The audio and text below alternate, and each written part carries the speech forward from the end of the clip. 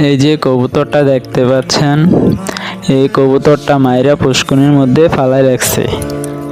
আমি সকালে সবগুলা কবুতরকে খাবার দিছি। সবগুলা কবুতরকে খাবার খাওয়াইয়া তো এক জায়গায় গেছিলাম, তো আসতে একটু লেট হয়েছিল। আইসা দেখি যে সবগুলা কবুতর খাবারের জন্য উড়াউড়ি করতেছে। পরে কবুতরগুলাকে খাবার দিছি। খাবার দিয়ে দেখি যে একটা কবুতর নাই। পরে অনেক খোঁজাখুঁজি করছি। অনেক খোঁজাখুঁজির পরে দেখি যে পুষ্কুনির মধ্যে কবুতরটা মাইরা ফালাই রাখছি।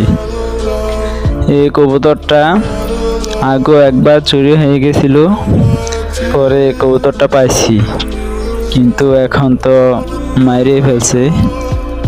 তো আমি বলবো একজনের কবুতর আরেকজনের কাছে অবশ্যই যাবে, কিন্তু কবুতরটার মারণটা এটা আসলে ঠিক না।